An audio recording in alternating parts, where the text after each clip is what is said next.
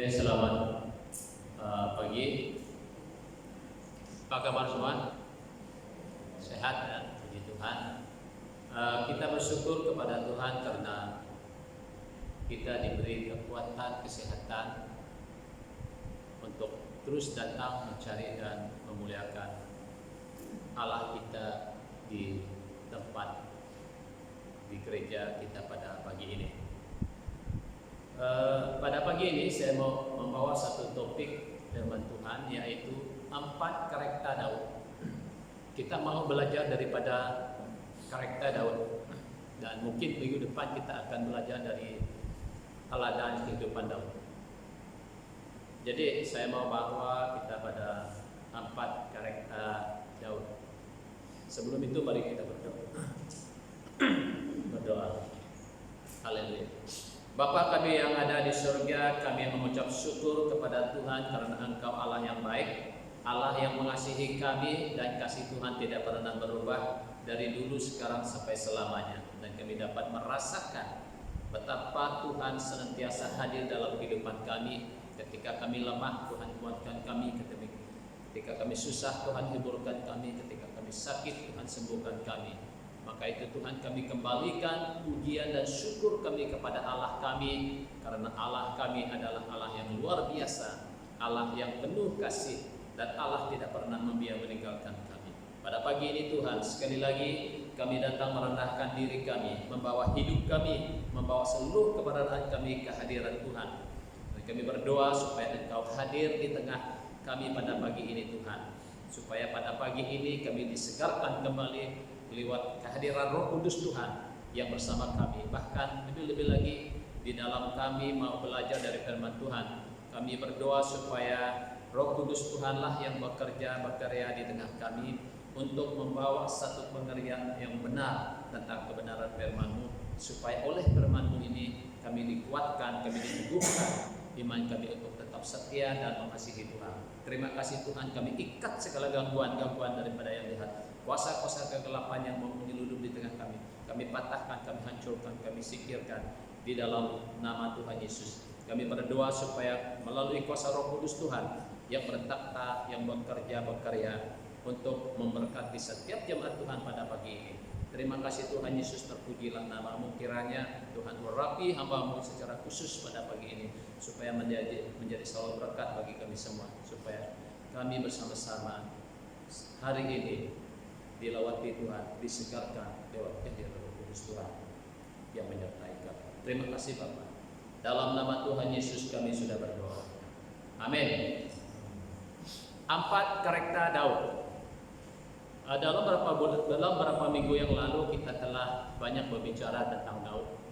Bagaimana kehidupan Daud, dia mengalahkan Goliat. Dia seorang gembala domba, dan akhirnya dipilih Tuhan untuk menjadi untuk melawan Goliat. Setelah melawan Goliat, dan akhirnya Saul mengambil dia, akhirnya dia menjadi askar kepada Raja Saul, dan kemana-mana Daud pergi dan selalu menang dalam pertempuran, dalam peperangan, dan tidak pernah kalah. Jadi Tuhan menyertai Daud. Jadi Daud berhasil mengalahkan berjuta-juta orang, dan sedangkan Saul mengalahkan ribu-ribu orang. Jadi dari situ iri hati Saul terhadap Daud, sehingga Saul berusaha untuk membunuh Daud, dan Daud lari daripada Saul dan mengembara di padang gurun, dan sangat banyak menderita. Tetapi Raja Daud, kita lihat dalam berapa lama dia mengembara dan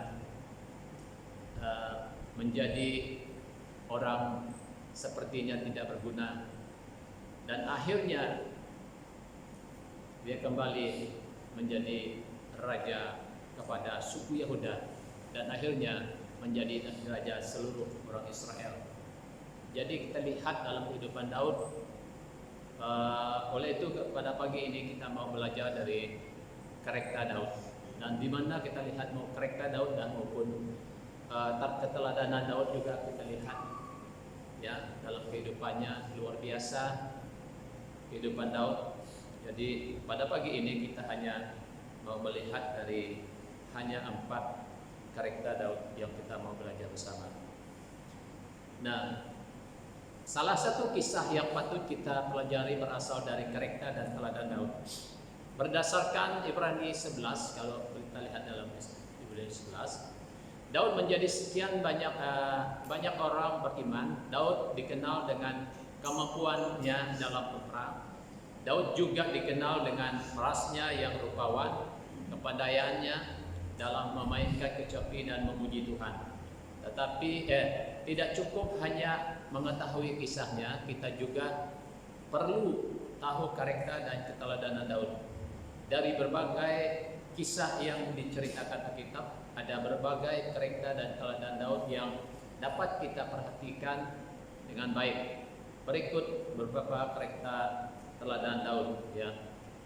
Yang pertama, Daud percaya sepenuhnya kepada Allah. Itu yang pertama.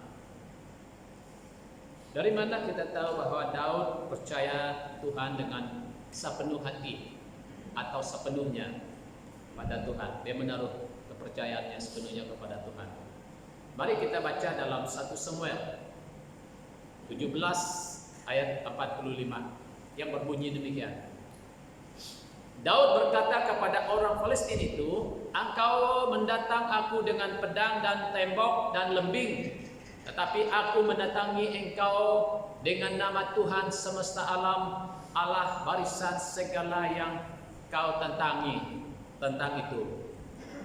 Jadi di situ kita lihat di saat-saat orang Israel, askar Israel sudah cemas dan takut dan melarikan diri karena melihat satu pribadi, satu orang Palestina yang gagah perkasa, badannya besar, lalu dengan kata-katanya yang begitu menakutkan bagi umat Israel, lalu semua orang Israel melarikan diri dan takut. Tetapi Daud bukan seorang askar. Dia hadir di dalam medan pertempuran bukan untuk pergi bertempur melawan orang Israel, tetapi dia datang hadir di situ hanya datang untuk menjenguk saudara-saudaranya bagaimana keadaan mereka. Sebab pada 3 saudara Daud menjadi askar Raja Saul waktu itu. Jadi dia pergi, ayahnya suruh dia pergi bagaimana keadaan mereka dan membawa bekal untuk mereka. Jadi di sebaliknya, bukan hanya untuk mengunjungi saudaranya di medan perang, tetapi sebenarnya ada Tuhan memanggil Daud sebenarnya. Tuhan memanggil Daud untuk melawan satu orang Goliat yang ditakuti umat Israel. Tapi Tuhan memakai seorang anak muda, seorang yang bukan askar dan berani melawan seorang sudah berpengalaman dalam peperangan, yaitu Goliat yang badannya terlalu besar. Jadi dia pergi tidak membawa senjata apapun. Dia datang menghampiri askar Palestina itu dengan hanya dalam nama Tuhan Allah barisan Israel. Dikatakannya di sini, "Tetapi aku mendatangi engkau dengan nama Tuhan semesta alam, Allah segala barisan Israel yang kau tentang itu." Dia datang dengan imannya, dengan kepercayaannya sepenuhnya kepada Tuhan, bahwa orang Palestina yang gagah perkasa itu pasti akan dia mampu tupaskan, dia akan mampu lawan. Karena dia percaya dengan imannya tanpa ragu-ragu bahwa Tuhan telah menyerahkan orang Palestina itu dalam tangannya. Jadi di situ kita lihat betapa Daud begitu berani. Ya. Kenapa? Karena Daud percaya sepenuhnya pada Allah. Tidak sedikit pun ada keraguan. Ya. Jadi saudara-saudara, kalau kita lihat kehidupan kita sebagai orang percaya, kalau kita sepenuh hati percaya kepada Tuhan, saya pikir kita boleh melangkah dan apapun halangan, rintangan, apapun yang di hadapan kita, sebesar apapun percobaan kita, kita pasti akan dapat melawannya ataupun dapat mengalahkan percobaan itu kalau kita benar-benar percaya kepada Tuhan dengan sepenuh hati. Kisah Daud yang paling terkenal adalah keberaniannya untuk maju melawan Goliat. Alkitab menceritakan bagaimana besarnya Goliat, terutama dibandingkan dengan Daud. Daud pun sebelumnya tidak pernah memiliki pengalaman berperang. Namun Daud mengerti bahwa Allah telah memanggilnya untuk melawan Goliat. Dia percaya, dia yakin bahwa Tuhan Allah telah memanggil dia untuk melawan Goliat. Bagaimana dia tahu? Itu adalah karena imannya, karena keyakinannya, kepercayaannya. Sebab di saat-saat orang Israel cemas dan takut dan tidak ada satu orang pun berani, dia yakin pada dirinya, dia yakin bahwa Tuhan yang memanggil dia untuk melawan satu pribadi, yaitu satu askar yang Palestina yang terlalu kuat, gagah perkasa. Lalu inilah kita lihat Daud. Saudara-saudara, saya percaya kalau kita memiliki hati iman seperti Daud, percaya Tuhan sepenuhnya kepada Tuhan, tidak ada gunung percobaan yang boleh kita hadapi. Tidak ada percobaan apapun yang tidak boleh kita hadapi. Dan kita boleh menangani apapun masalah yang datang. Sebab masalah boleh datang dan pergi, tetapi kita harus memiliki iman untuk mengatasinya, untuk melawannya, yaitu iman sepenuhnya kepada Allah. Jadi ini yang kita lihat daripada yang pertama, daripada karakter Daud yang pertama. Dia percaya kepada Allah sepenuh hatinya. Kita baca dalam Amsal pasal 35 ayat 6. Percayalah kepada Tuhan dengan segenap hatimu dan janganlah bersandar kepada pengertianmu sendiri. Akuilah dia dalam segenap lakumu, maka ia akan meluruskan jalanmu. Saya percaya bahwa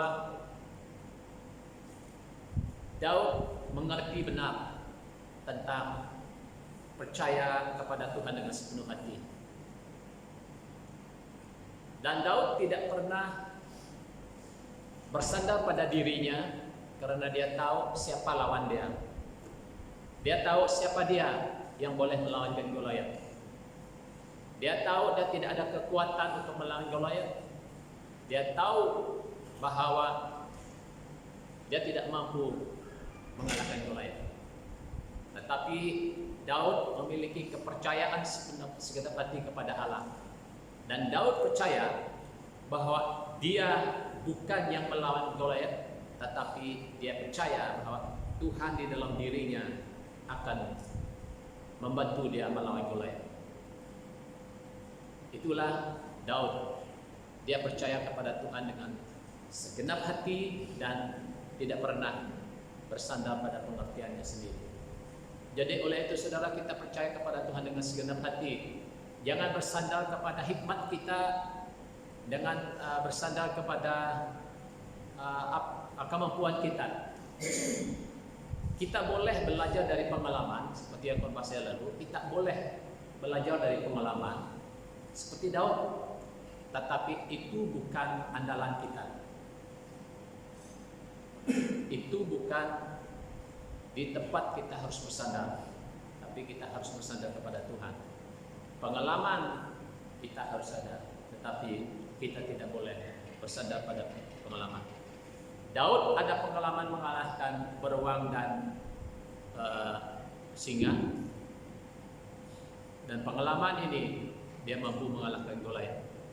Tetapi yang terutama, dia percaya kepada Tuhan segenap hati, dan disitulah kekuatan Daud. Kekuatan Daud bukan terletak pada tubuhnya, pada tubuh fisiknya, tubuh badannya, tetapi kekuatan Daud terletak pada iman percayaannya kepada Tuhan. Dan akuilah dia dalam segenap lakumu, maka ia akan meluruskan jalanmu. Kita harus mengakui jalan hidup kita kepada Tuhan. Kita harus mengakui Tuhan dalam segenap laku kita, dengan segenap laku. Artinya, kalau dikatakan dengan segenap itu, artinya segala yang kita lakukan. Baik kita masuk dalam kereta, kita doakan Tuhan pimpin perjalanan saya pergi kerja. Tuhan pimpin langkah saya. Apa yang kita lakukan, kita berdoa. Tuhan berkati pekerjaan saya hari ini. Apa saja bidang pekerjaan yang kita buat, Tuhan tolong saya, sertai saya, beri kekuatan, berkati saya. Itu kita sedang mengakui Tuhan. Apa saja yang kita buat, baik kita yang berkebun, bercucuk tanam, atau buat tanam padi, apakah yang kita lakukan, akui Tuhan. Kalau kita akui Tuhan, Dia akan meluruskan jalan hidup kita, langkah-langkah hidup kita. Seperti Daud, Tuhan meluruskan jalan hidup Daud. Walaupun berliku-liku kehidupan Daud, namun dipimpin oleh Tuhan. Anak-anak muda, anak-anak muda-mudi, kamu harus mengakui Tuhan pada masa depanmu. Sebab Anda tidak pernah tahu siapa pasangan hidupmu. Betul ke tidak? Harus mengakui Tuhan. Akui Tuhan dalam pelajaranmu. Akui Tuhan dalam segala yang kamu lakukan. Sebab sejak muda kamu sekarang ini harus mengakui Tuhan, bersandar kepada Tuhan, supaya sebab langkah-langkah hidup kamu yang masih anak-anak muda masih panjang lagi, masih jauh lagi.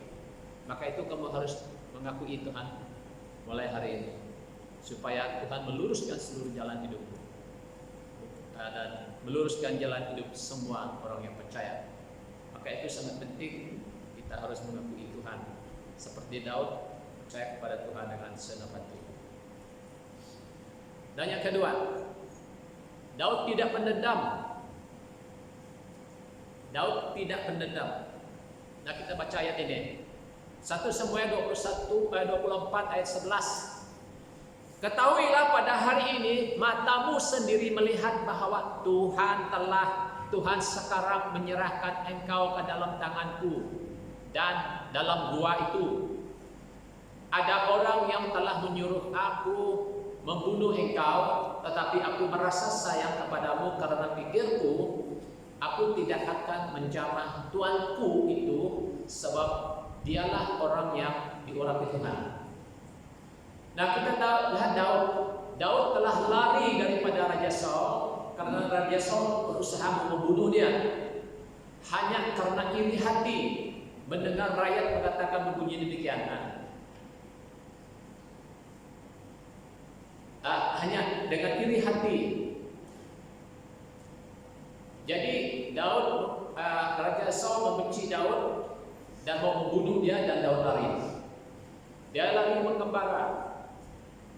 Dan Saul juga, Raja Saul dan askar Israel mengepung dia, kemanapun dia pergi mereka mengepung dia, mau tangkap dia, mau bunuh dia. Dan akhirnya ada satu lubang di gua. Di saat itu orang-orang Daud bersembunyi dalam gua itu, dan orang Israel datang. Tapi ketika itu Raja Saul mau pergi membawa air besar. Dia masuk dalam gua itu, dia tidak tahu bahwa Daud sudah ada di dalam sana. Apa yang Daud buat? Daud potong ujung jubahnya sebagai bukti bahwa Raja Saul Tuhan telah menyerahkan Saul kepada Daud untuk dibunuh. Sebagai bukti dia potong ujung jubahnya. Setelah Saul pergi cukup jauh, Daud berteriak, "Hai tuanku, mengapa engkau mencari aku, mengepung aku seperti anjing? Lihat ujung jubahmu. Hari ini Tuhan telah menyerahkan engkau dalam tanganku. Tetapi aku merasa sayang kepadamu, sebab engkau orang yang diurapi Tuhan. Periksa ujung jubahmu. Sekali Raja Saul tengok pedang, ujung jumanya sudah dipotong oleh Daud. Dia pegang. Di situ kita lihat bukti Daud tidak pernah mendendam. Bukti Daud tidak pernah mau membalas kejahatan. Jadi kita lihat di situ Daud seorang yang sedikit pun tidak pernah menyimpan kesalahan Saul dan tidak mau berniat untuk membalas dendam.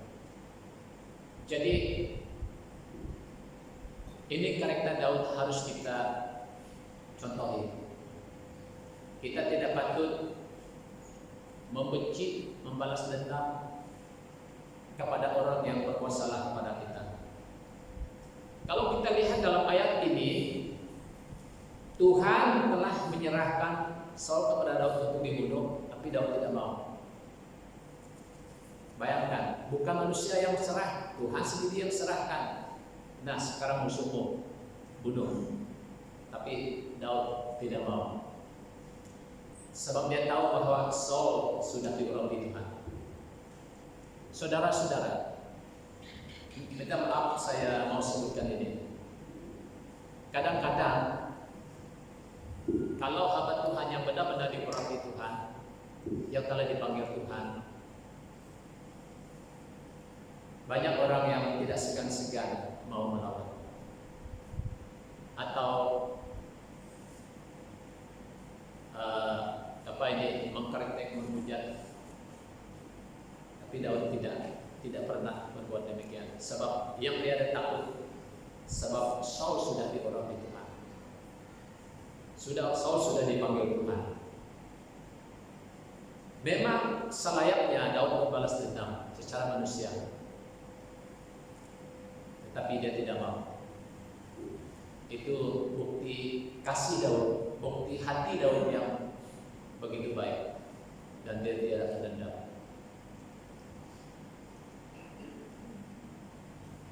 Kolose 3 ayat 13.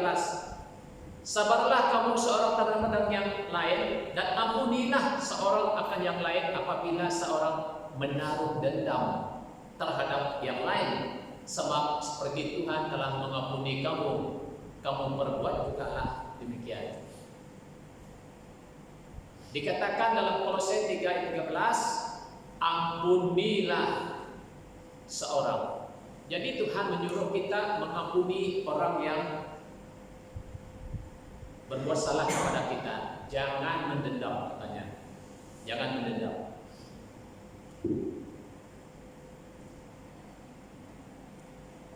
Jangan mendendam. Kita harus mengampuni. Mengapa kita harus mengampuni? Sebab semua orang buat silap. Tak ada yang sempurna. Mungkin si E buat salah terhadap si B. Tidak berarti si B adalah sempurna.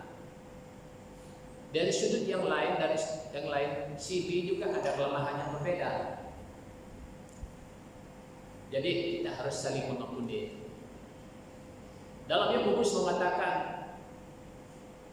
haruslah kamu saling mengaku dosamu supaya kamu sembuh, katanya. Sembuh secara hubungan. Haruslah kita saling mengampuni, mengakui kesalahan kita kepada yang lain. Oh, minta maaf, saya salah. Biasanya kalau seorang minta maaf, nah itu dia minta maaf, salah lah ya. Selalu kita berpikir demikian. Padahal itulah yang Tuhan mau. Kita harus mengaku bersalah. Tidak semestinya kita harus bersalah. Kita mau minta maaf, tetapi kita tidak mau supaya jangan hubungan kita retak. Maka itu kita harus merendahkan diri, mengatakan, minta maaf, saya bersalah.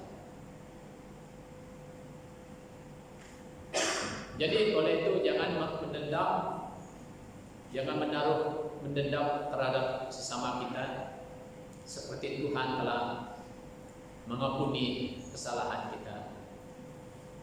dan kita pun berbuat demikian, kata firman Tuhan.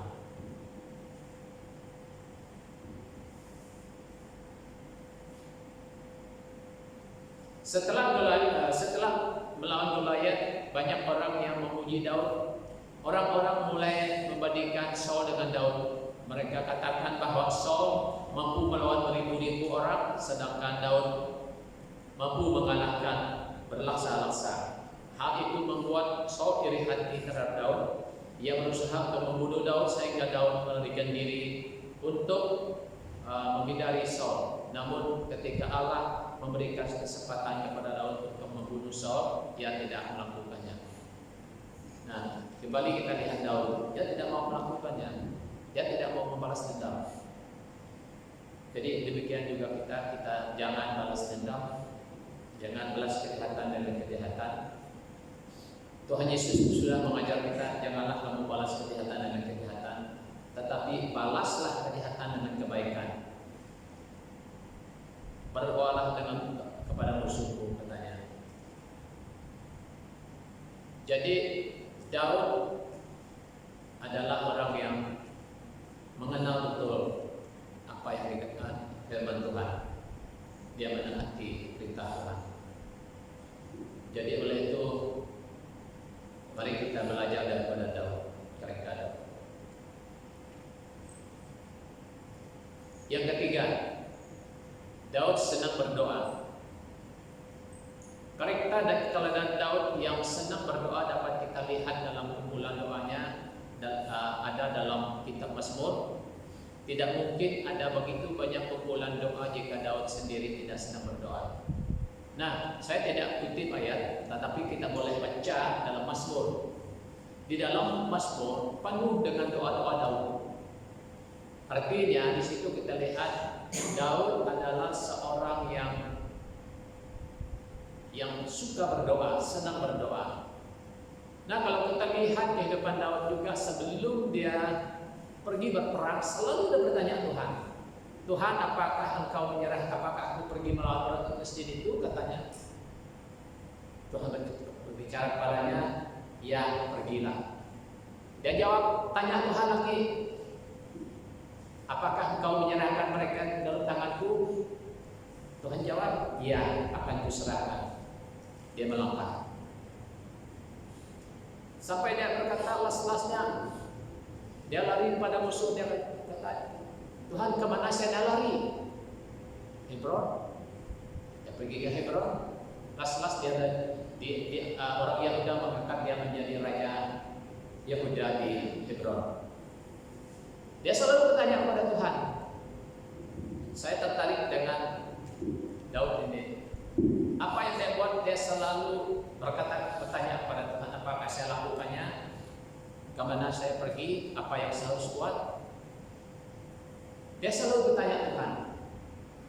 Jadi Daud senang berdoa. Dia senang berdoa. Di mana-mana saja dia senang berdoa, dia senang memuji Tuhan. Jadi ini satu karakter Daud yang harus kita teladani, yaitu senang berdoa. Bukan saja doa di gereja, bukan saja doa waktu makan atau waktu bangun tidur atau pergi tidur, tetapi dalam kereta pun sambil memandu pun kita boleh berdoa.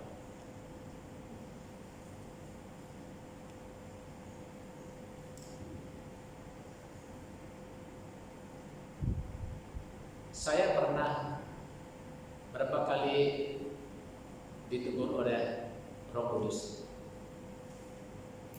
Waktu kami keluarga pergi ke bawah waktu mereka kecil, Dorothy bernapas kalau kecil waktu mereka kecil. Kami pergi minum di Pasar Bawah. Waktu itu kami minum saja, kami tidak makan. Awal pagi, setelah itu kami jalan di Kucing sepanjang hari.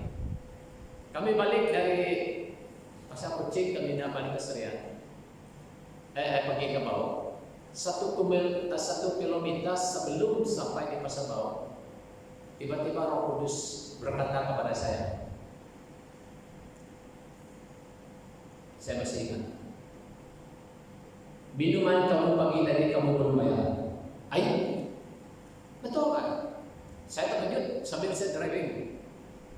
Dia berbicara dalam hati saya, minuman kamu pagi tadi belum bayar. Saya terkejut. Saya pusing 1 kilo saja lagi sebelum sampai pasar bawah. Terus saya singgah sana. Saya pergi kepada kota. Tapi saya masih ingat anak saya 3 orang minum air kota. Kami 2 minum air hidup itu. Saya pergi ke kota. Mana meja kamu? Katanya, tidak ada meja, saya duduk sini. Saya kata, saya tidak minum. Pagi tadi kami ada minum, saya tunjuk meja di sana. Pagi tadi kami ada minum sana. 2 tin dan 2 minuman kotak, 2 tin. Pagi tadi saya lupa bayar, kata dengan dia. Bingung, lama dari muka saya. Saya belum pernah jumpa orang seperti ini, katanya. Saya bayar. Baru senang hati jalan. Yang kedua kalinya, kami keluarga lagi pergi makan. Waktu kami sudah di Serian, di Seriawan.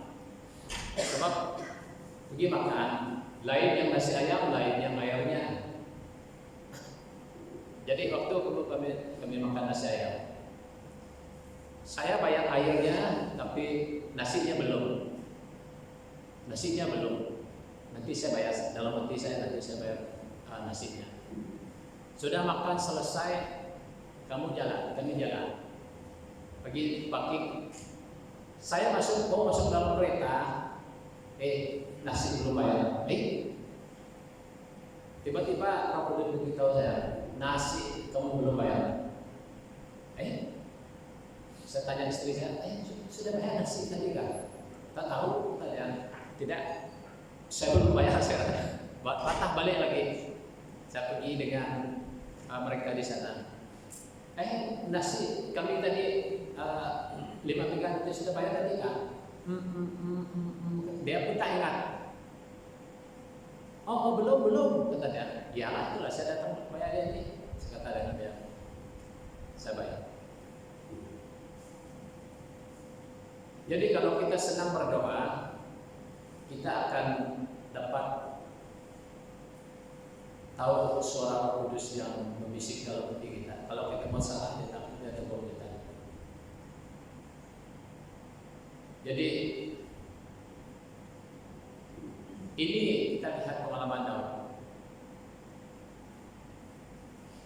Dan kalau kita juga suka berdoa, pasti Roh Kudus akan berbisik kepada diri kita, dalam hati kita. Segala sesuatu yang harus kita buat, harus kita bertanya kepada Tuhan.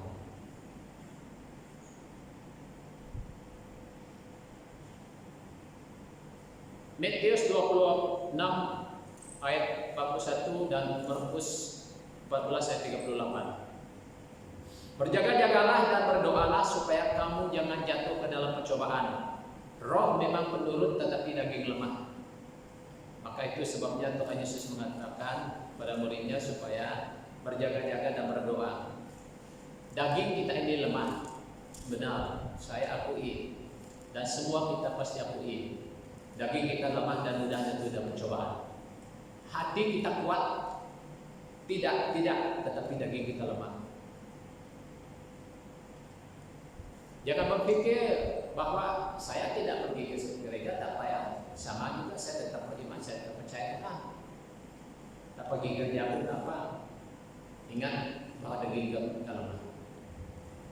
Jangan berpikir kita bertahan berdiri itu kalau kita tidak berjaga-jaga dan berdoa. Sebab percobaan tidak pernah terlintas dalam hati kita bagaimana caranya datang. Percobaan datang dengan tiba-tiba. Dan percobaan datang berbagai-bagai cara tanpa kita sadari dan boleh terjadi bila-bila masa. Percobaan. Maka itu kita harus berjaga-jaga dan berdoa. Sebab daging kita lemah. Orang yang paling kuat sekalipun tidak ada yang begitu kuat di dalam iman. Sebesar seiman apapun kita, walaupun iman kita boleh memindah gunung, walaupun kita beriman boleh melakukan sesuatu, tapi jauh kita tidak berdoa, berjaga-jaga, ada saatnya kita boleh jatuh. Dan itu sebabnya kita harus berjaga-jaga. Dan yang keempat, Daud berpikir dengan rasional. Kita harus berpikir secara rasional, ya. Kita baca ayat ini.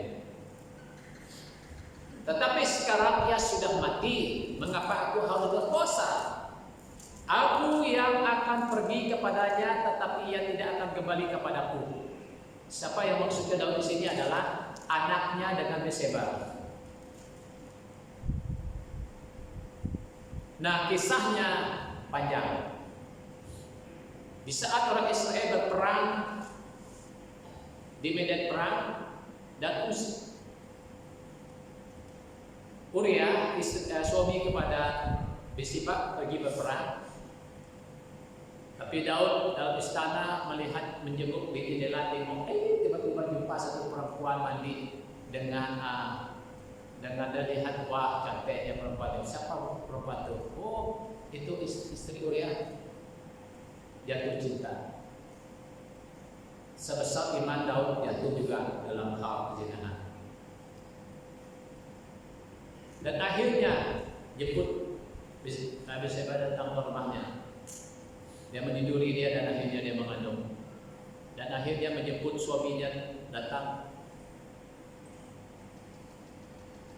Daud berusaha untuk menutupi kesalahannya supaya suaminya pergi balik dan tidur dengan istrinya. Tetapi istri Uria tidak mau. Mengapa kamu pergi balik ke rumah saya sedangkan askar Israel bertempur di medan pertempuran? Mengapa saya tidak mau buat hal, kata Uria. Oke. Daud dia makan dari rumah Daud, dan akhirnya Daud bersurat lantaran Uria sendiri pergi ke Absalom, panglima Israel.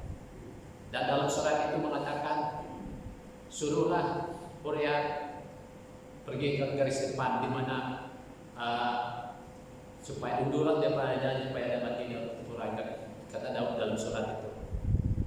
Apabila Absalom membaca Absalom itu adalah anak Daud.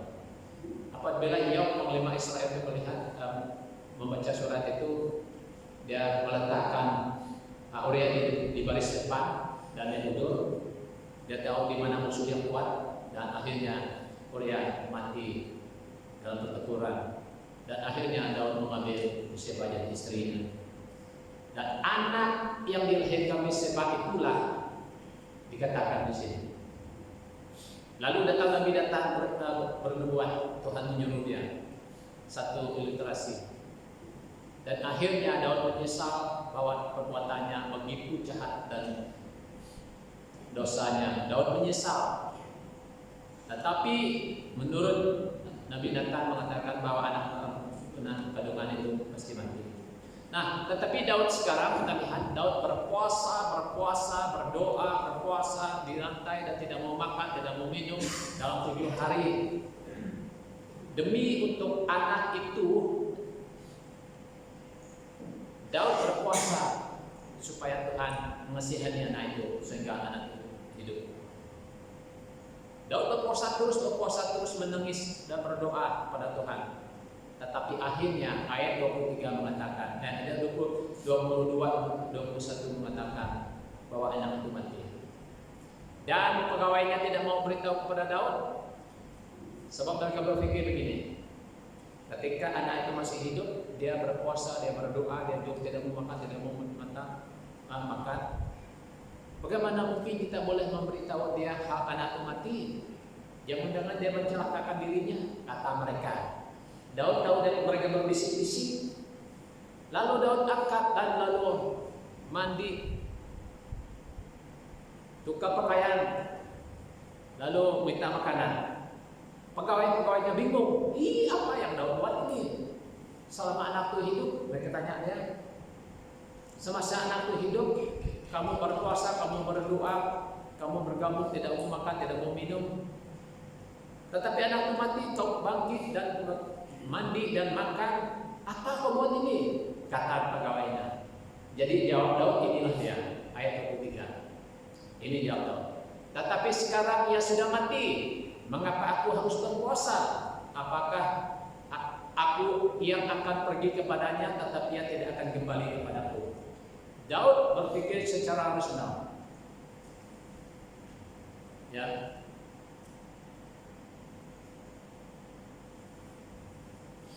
Daud adalah orang yang sangat beriman, namun dia tidak dibutakan oleh imannya dengan logika. Ia berpuasa dengan begitu rupa untuk memohon belas kasihan Allah kepada anaknya. Namun ketika anak itu sudah mati, Daud sadar bahwa Allah sudah menetapkan pilihannya. Meskipun Allah dapat saja mengembalikan anak itu tersebut, Daud yakin pada keputusan Allah. Dia yakin, dan itulah kehendak Tuhan, itulah keputusan Tuhan bahwa anak itu mati. Jadi Daud berpikir secara rasional. Dia tidak menyalahkan Tuhan. Aku sudah berpuasa, aku sudah bersungguh-sungguh sampai 7 hari begitu lupa. Mengapa masih pula engkau mengambil anak ini? Daud tidak berpikir yang demikian. Tapi dia tahu di saat di ujungnya dia tahu, oh inilah kehendak Tuhan bagi anak saya. Saudara-saudara, banyak orang yang tidak dapat menerima kenyataan, tidak dapat menerima kehendak Tuhan dalam hidupnya.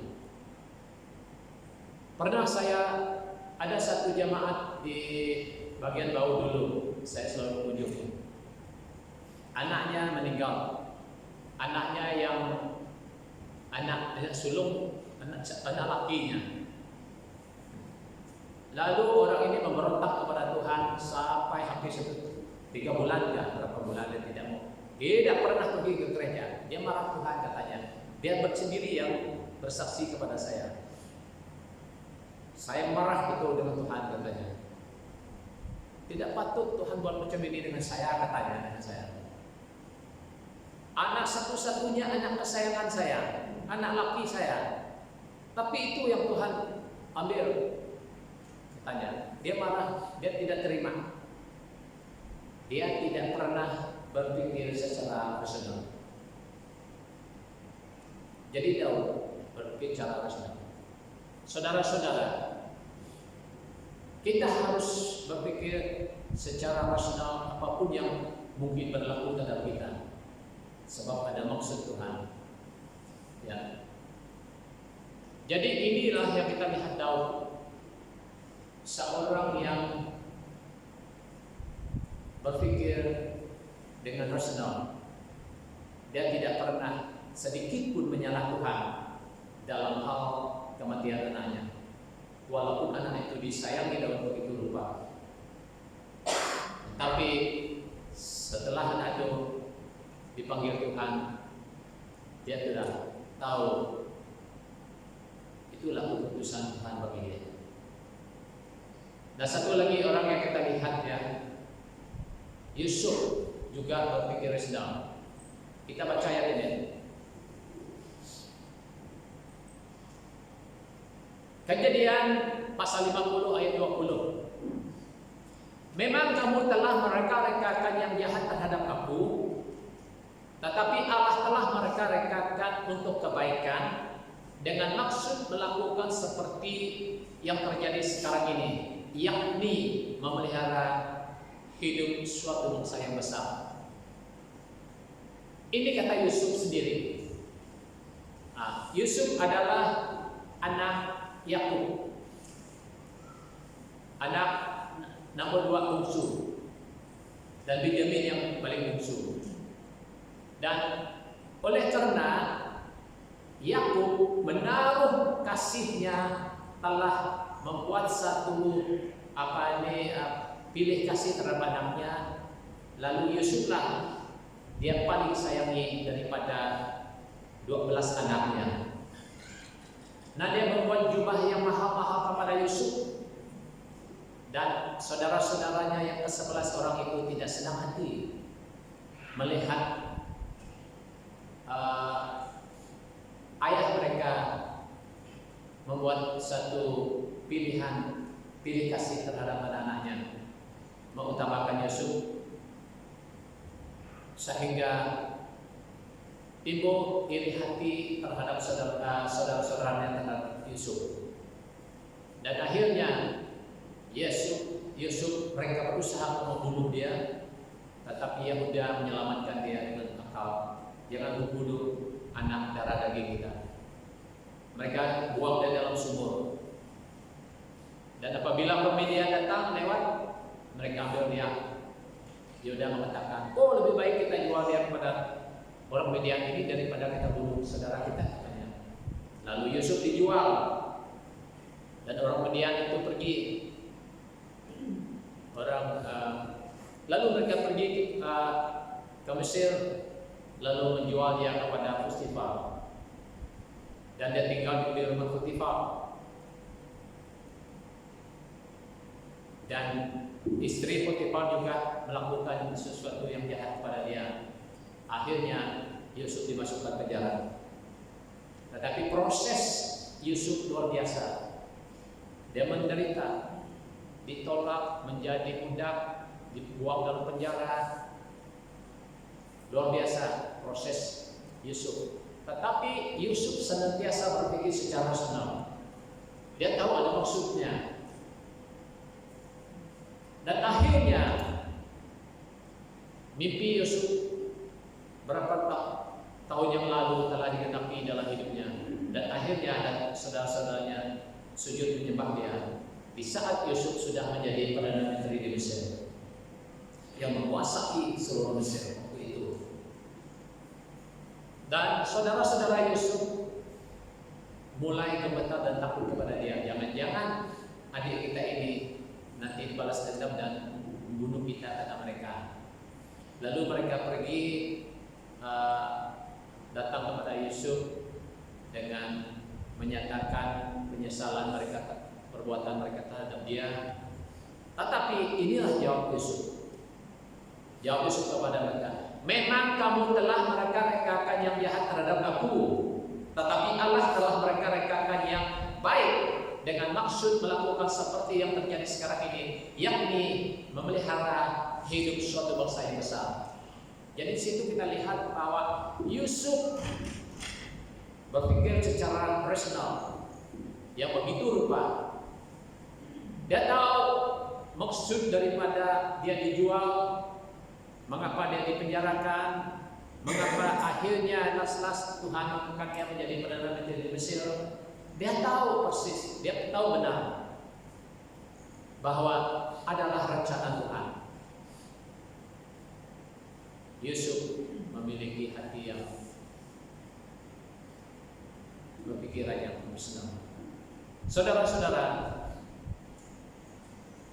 kalau sesuatu yang seperti ini berlaku dalam kehidupan kita, orang cepat-cepat berpikir begini, jangan-jangan dia anak untuk, jangan-jangan oleh sebab dosanya, jangan-jangan sebab oleh karena perbuatannya, jangan-jangan macam-macam sangkaan kita.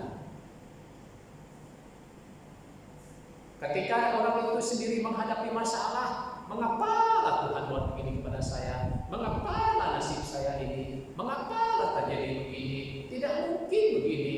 Saya ini orang percaya Tuhan. Saya percaya kepada Tuhan. Saya setia kepada Tuhan. Mengapa Tuhan izinkan kepada saya? Tidak patut Tuhan buat begini kepada saya. Selalu kita berpikir begitu. Tak pernah kita berpikir secara rasional bahwa di sebaliknya ada maksud Tuhan, di sebaliknya ada rencana Tuhan. Sebab Tuhan berkata, rencanaku bukan rencanamu. Ya. Jadi rencana kita manusia ini, saya mau buat begini, saya mau buat proyek begini, saya mau buat ladang, saya mau buat begini, saya mau bersekolah, saya mau sekolah tinggi-tinggi, saya mau kerja ini, saya mau kerja itu. Semua itu rencana kita manusia.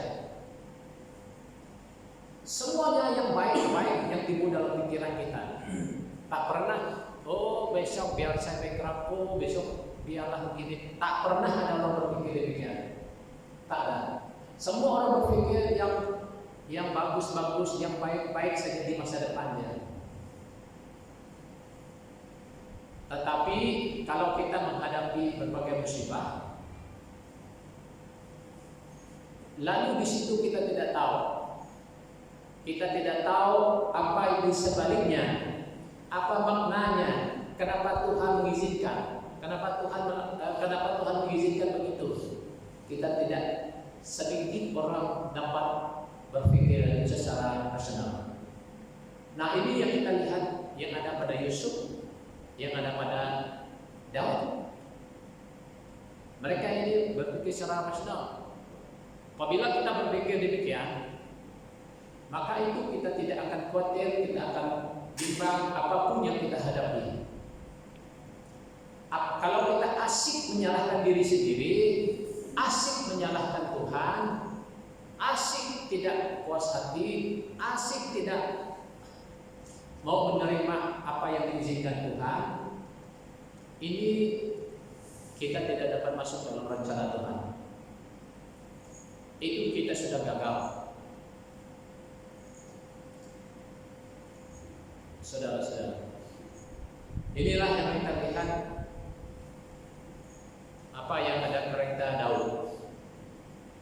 Saya harap kita belajar daripada Daud. Dan minggu depan ada 5 kereta keteladanan Daud yang harus kita mau belajar minggu depan. Jadi cukup untuk hari ini kita lihat bagaimana Daud, kereta Daud, bagaimana dia menangani hidupnya, bagaimana kesetiaannya, bagaimana dia seorang suka berdoa, dia seorang yang sungguh-sungguh mencari Tuhan, ya, semuanya kita lihat.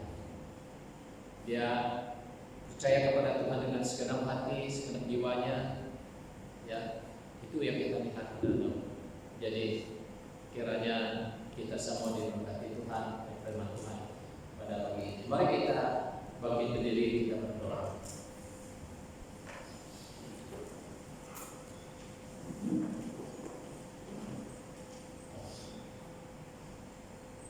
Mari kita bangkit diri, kita berdoa bersama-sama dan kita renungkan firman Tuhan pada pagi ini supaya kita sama-sama diberkati Tuhan. Haleluya.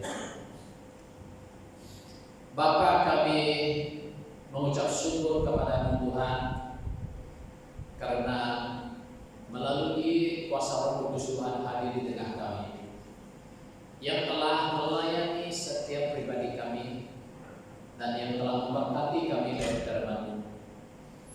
Kami berterima kasih kepada-Mu Tuhan karena kami pada hari ini dapat belajar dari karya Daud yang luar biasa, dan kami rindu supaya kami memiliki karakter seperti Raja Daud, supaya hidup kami sepenuhnya berharap, bergantung, bersandar sepenuhnya kepada Tuhan.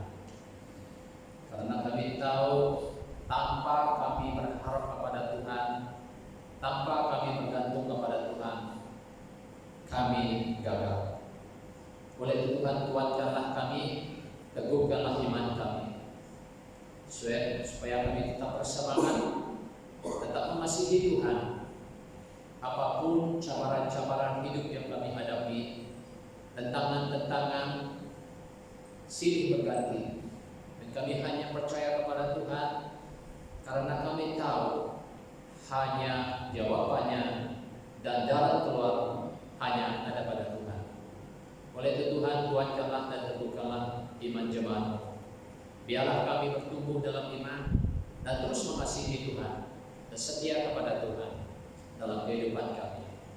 Terima kasih di atas kehadiran Roh Kudus Tuhan yang menyertai kami pada pagi ini, telah memberkati kami dengan firman Tuhan. Kiranya Tuhan Yesus terus memberkati jemaat-Mu kemanapun mereka pergi, apa yang mereka usahakan, Tuhan Engkau terus memberkati. Lindungi kami daripada penyakit, lindungi kami daripada COVID-19 yang merebak di saat ini Tuhan. Karena kami percaya, kami hanya berlindung pada Tuhan, tidak ada pengharapan kami lain selain daripada Tuhan Yesus saja. Tuhan, terima kasih. Terpujilah nama-Mu Tuhan atas segala kebaikan-Mu, atas kemurahan-Mu yang tidak pernah berubah dalam kehidupan kami. dan kami dapat menikmati dan merasakan kehadiran Tuhan. Terima kasih Bapa, karena Engkau telah mendengar doa kami. Dalam nama Tuhan Yesus kami sudah berdoa. Amin.